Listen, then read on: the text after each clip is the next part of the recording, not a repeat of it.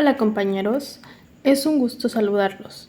Nosotros somos el equipo 5 y el día de hoy me complace presentarles el tema de estrés y salud de los migrantes. ¿Qué es el estrés? El estrés es una respuesta fisiológica normal del organismo para hacer frente a una demanda del entorno. Esta respuesta es imprescindible para la vida y extremadamente eficaz para la supervivencia y la reproducción. Sin embargo, en determinadas condiciones y personas, de hecho, la mayoría de nosotros manejamos el estrés con razonable eficacia. La incapacidad para mejorar las demandas del entorno puede ejercer el sorprendente efecto de convertir esta respuesta de estrés en nociva y modificar nuestro organismo, poniendo en peligro nuestra salud, haciéndonos más vulnerables a algunas enfermedades o dando el curso de las que ya padecemos. Concepto de estrés. El concepto de estrés fue utilizado por primera vez por el fisiólogo y médico Hans Selye a raíz de una serie de experimentos. En sentido amplio, el estrés no es una enfermedad, sino una respuesta fisiológica útil y eficaz que únicamente puede resultar nociva en determinadas circunstancias. El cerebro controla la respuesta de estrés mediante dos mecanismos. 1. La activación del sistema nervioso autónomo. 2. La secreción de hormonas. Continuamos con el subtema el papel de los pensamientos en el estrés. La simple puesta en marcha de la secreción hormonal y del sistema nervioso simpático no es suficiente para explicar el estrés. La respuesta de estrés también depende de la manera de evaluar el estímulo estresor. A principios de los años 70, J. M. Weiss descubrió que las lesiones de la pared gástrica debidas al estrés no dependían del tipo de estresor al que era sometido el individuo, sino que creyera que no podría controlarlo. Por consiguiente, únicamente las amenazas incontrolables e impredecibles producen un verdadero estrés. Sin duda, habrá adivinado que el estrés sostenido es más típico de los humanos, que se preocupan de cosas que no han sucedido, anticipan desgracias e intentan controlar cosas que no dependen de ellos. El resto de los animales, con excepción de algunos primates, se activa breve y eficazmente ante emergencias fugaces de las que, si sobrevive, se recupera rápidamente. Ahora, ¿cuándo es perjudicial el estrés?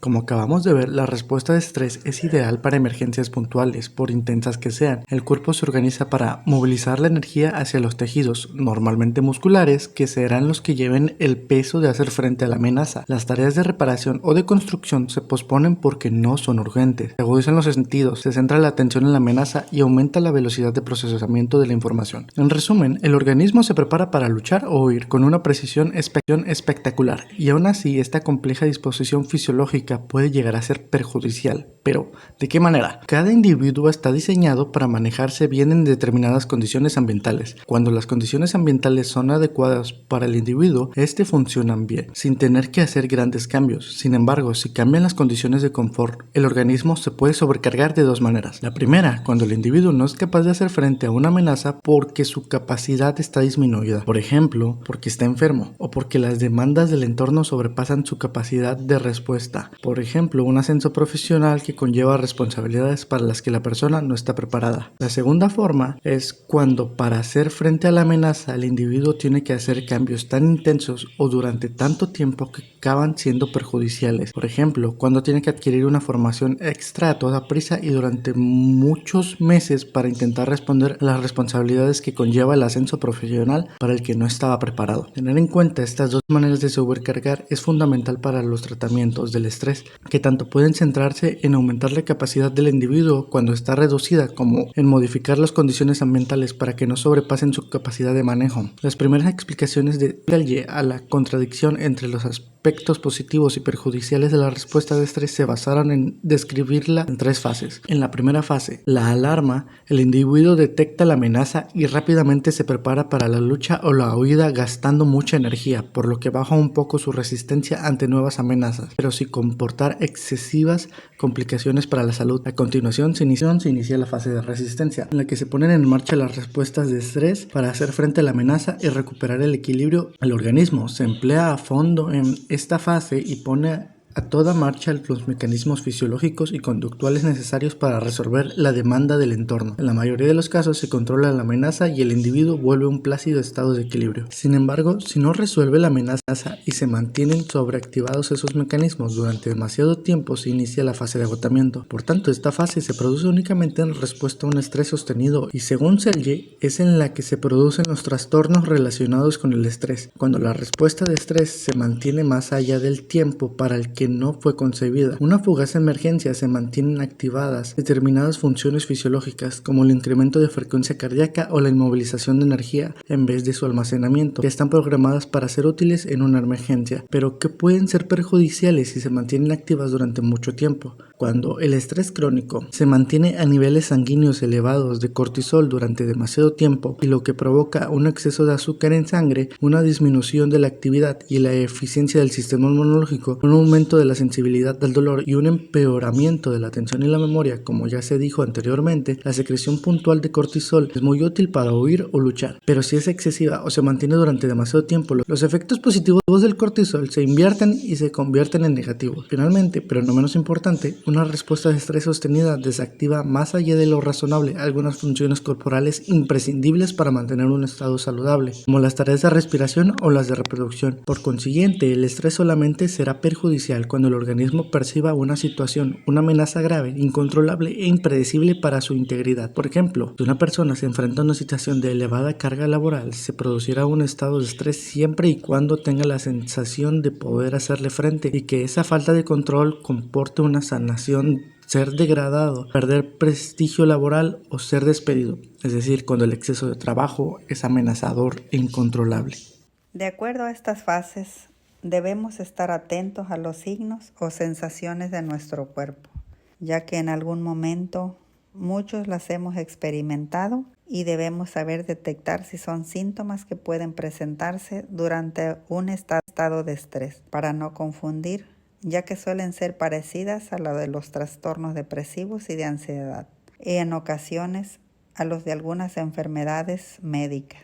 Las personas que sufren un estado de estrés suelen presentar de manera persistente varios de los siguientes síntomas: irritabilidad, sentirse fácilmente frustrado, aumento de la sensibilidad, perder el sentido del humor, pérdida de interés en actividades cotidianas, fumar o consumir demasiado alcohol y café, sensación de malestar general, pérdida de apetito o tener más apetito de lo normal, dificultad para conciliar o mantener el sueño, preocupaciones persistentes, problemas de atención y concentración, olvidos y errores frecuentes. Estas, por mencionar algunas, y que no precisamente se van a padecer todas, pero sí algunas de ellas. Se tienen algunas ideas erróneas sobre el estrés. Lo que comúnmente decimos: tengo una mala racha, estoy estresado. El estrés siempre es perjudicial. Hombres y mujeres responden ante esta amenaza y puede reducir la capacidad de adaptación, pero también sirve para el individuo para que afronte de manera eficaz determinados entornos. Para los dos géneros, la respuesta femenina de estrés puede ser algo distinta de la del estrés masculino. Las hembras de muchas especies tienen que hacer frente a las circunstancias que las amenazan con la desventaja de ser menos agresivas que los machos y de tener que hacerse cargo de sus hijos. El mecanismo neuronal que facilita este tipo de respuestas depende principalmente de la hormona oxitocina, que también se relaciona con el establecimiento de vínculos afectivos positivos.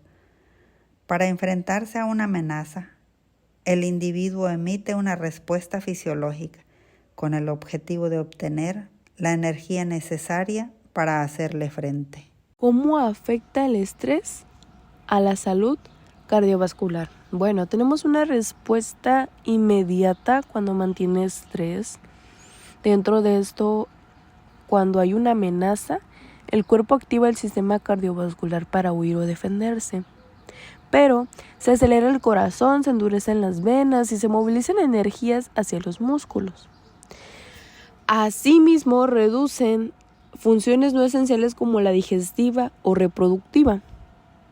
Pero como otro punto importante, tenemos efectos negativos del estrés prolongado. Aunque es útil a corto plazo, si el estrés se mantiene, sobrecarga el sistema cardiovascular y puede causar un daño. Por último, pero no menos importante, tenemos el impacto del estrés en la salud cardiovascular. Dentro de esto hay 4 formas muy importantes para esto. Número 1, facilita otros factores de riesgo como el tabaquismo o el sedentarismo. 2, actúa como factor de riesgo directo favoreciendo enfermedades como la aterosclerosis. 3, puede desencadenar accidentes cardíacos como infartos. Y último, dificulta la recuperación tras un evento cardiovascular y aumenta la probabilidad de recaídas. Salud y estrés, psicomatización de problemas psicológicos a físicos en los migrantes. La migración es una experiencia profunda y trastornadora que puede tener un fuerte impacto en la salud mental de las personas. Este proceso conlleva tanto oportunidades como desafíos y muchas veces implica factores de riesgo que pueden afectar el bienestar psicológico de los migrantes. Les mencionaré muchos de los factores que afectan la salud mental de los migrantes, como la pérdida y el duelo migratorio. Al migrar, las personas que pueden experimentar pérdidas múltiples, la familia, la cultura, el estatus social y la lengua, lo que genera un proceso de duelo complejo y prolongado. Otro factor sería la discriminación y la xenofobia. Los migrantes pueden enfrentarse a actitudes hostiles, de exclusión social o racismo, lo que constituye al estrés crónico y la ansiedad. Las barreras lingüísticas y culturales dificultan la integración social y el acceso a servicios de salud adecuados para los migrantes.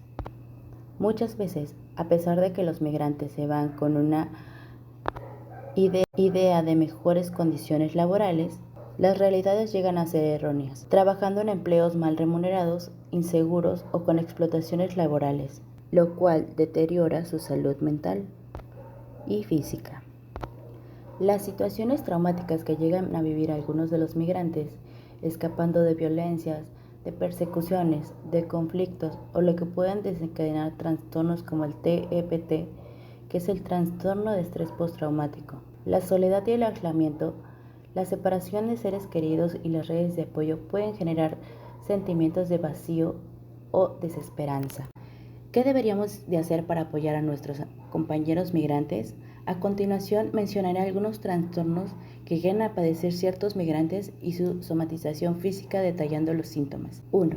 Trastorno de ansiedad generalizada. Los síntomas físicos son tensión muscular, dolor de cabeza, fatiga crónica y problemas gastrointestinales como colitis o síndrome de intestino irritable. 2. Trastorno depresivo mayor. Los síntomas físicos son el dolor corporal sin causa aparente, trastornos de sueño, insomnio o hipersomnia, falta de apetito o sobrealimentación, fatiga persistente y sensación de peso en extremidades. 3. Trastorno de estrés postraumático o TEPT, especialmente común en los migrantes que han pasado por situaciones extremas, ya sea violencia, en guerras o migraciones forzadas. Los síntomas físicos son temblores o sobresaltos frecuentes, dolores musculares en articulaciones, problemas digestivos, palpitaciones y dificultades respiratorias. 4. La somatización o trastorno somatomorfo. Aquí los síntomas físicos predominan, pero no tienen una causa médica clara. Es más frecuente en contextos donde hay poca comprensión o recurso para atender la salud mental. Los síntomas físicos son dolores abdominales, de espalda o de cabeza constante, mareos, náuseas, entumecimiento o cosquilleo y sensación de falta de aire. 5. Trastornos del sueño.